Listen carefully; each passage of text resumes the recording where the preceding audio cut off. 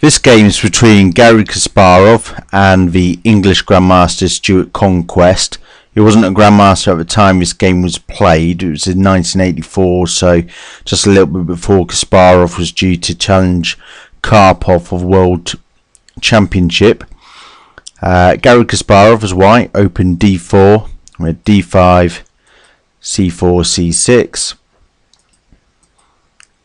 knight f3, knight f6, knight c3, and d takes c4. This is the Slav. We had a4, just making b5 more difficult to play. Bishop to g4, knight to e5, challenging the bishop. Bishop to h5, and then f3. And this has got a couple of purposes.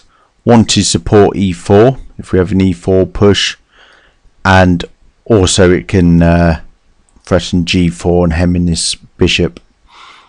So when we have the knight to d7, challenging the e5 knight, which goes back and takes the pawn. Then we have e5 played, knight to e4. Now d6 is under threat here. We could force black to lose a right to castle. Bishop to b4 check, blocked by the bishop. The queen to e7, protecting the bishop. Bishop takes and the queen takes. We have an interesting move from Kasparov here. He plays a queen to d2. Now notice this knight still hanging. It can't be taken, however, because if we did have queen takes knight, the knight d6 would pick up a queen. So we don't get that.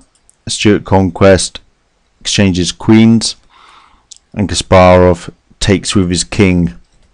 The queens are off the board, so he's going to keep his king in the centre, and he wants his knights controlling this d6 square. So we have pawn takes pawn, knight checks the king, king goes to e7, and Kasparov regains his pawn. The knight comes to a6, and then we get knight a5, bringing the knight back and also hitting with c6 pawn, so forcing black to do something about that.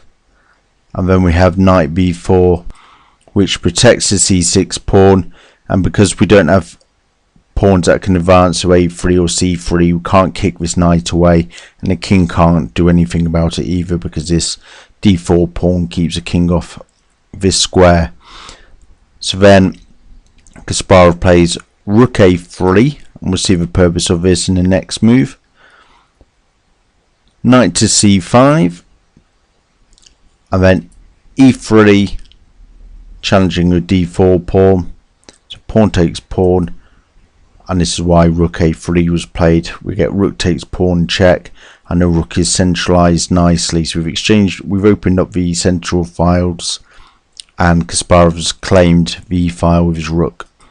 Now black doesn't want to play king f8, blocking in his rook, and he'll also be wary about going to somewhere like d8 when white can develop his bishop to h3 after g3 and use his knight and rook to create a mating net.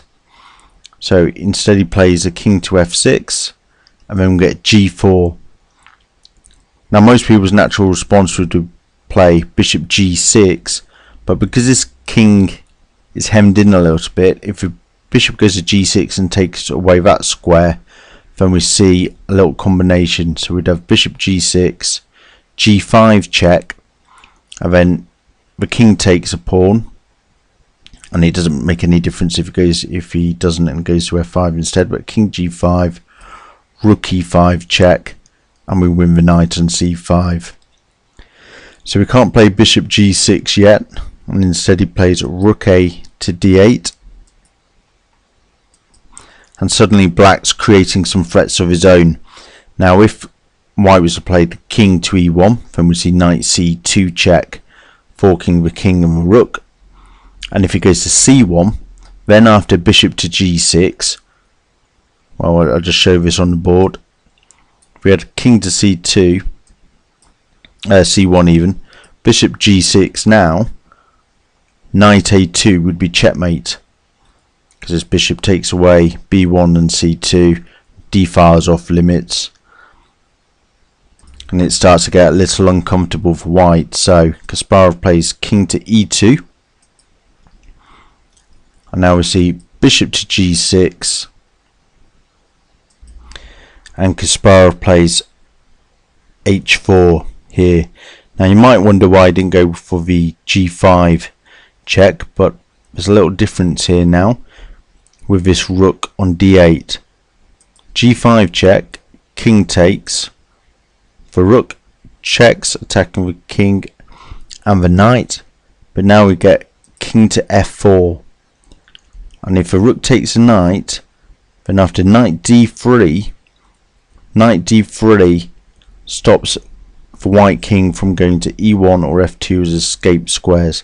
The king on f4 takes away the e3 square.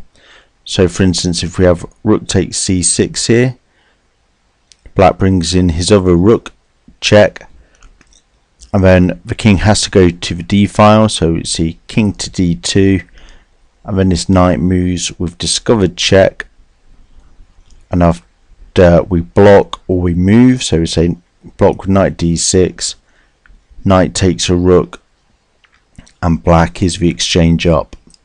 So back to the position, Kasparov, who sees everything, sees this, and he plays h4, and then we get a mistake. Stuart Conquest here plays h5, which just invites Kasparov to play g5 check, king to f5, that's the only move, and then we see a really excellent move here from Garry Kasparov. You can try and find it if you like by pausing the video. Okay, we're going to show the move now. He plays knight to b7, attacking the rook and this knight. Now it's one of these very rare moves where you see a knight fork and one of the pieces being forked is another knight, because of course this knight can just capture on b7. But this knight is trying to deflect this knight from its other purpose, namely to protect this e4 square. If we look at the position here, we can see that this king is trapped already. We just need to, the king can only go to f4, so if we could take away the f4 square and then deliver a check as well, then it'd be checkmate. And that's what would happen if we have knight takes b7 and you get rook e4, and now the king has got no square it can move to, and there isn't a good defense to bishop h3 checkmate. The only thing that we can see is to make a square on g6 by playing a bishop to h7, get the bishop check, the king goes to g6, and then the knight comes in and checkmates. But black, to his credit, finds the best move here. His rook's under attack. He knows he's got to protect this fourth rank, and he's also got this knight under attack. So what he plays is rook d4, taking a rook away from getting danger getting taken by this knight, guarding the fourth rank, and also counter-attacking. So if we get knight takes knight, we just get rook takes knight. And Kasparov plays a very nice multi-purpose move here. He plays a king to f2, discovering the protection from his bishop, so this knight and c4 is now protected. This knight is still under attack, and black here captures, gives his rook up, and he takes the knight here. Now I'll just show you what happens if knight takes b7, then this is actually forced checkmate, and you might want to have a look and see if you can find how white would force checkmate in this position. Okay, the move coming up is king to g3.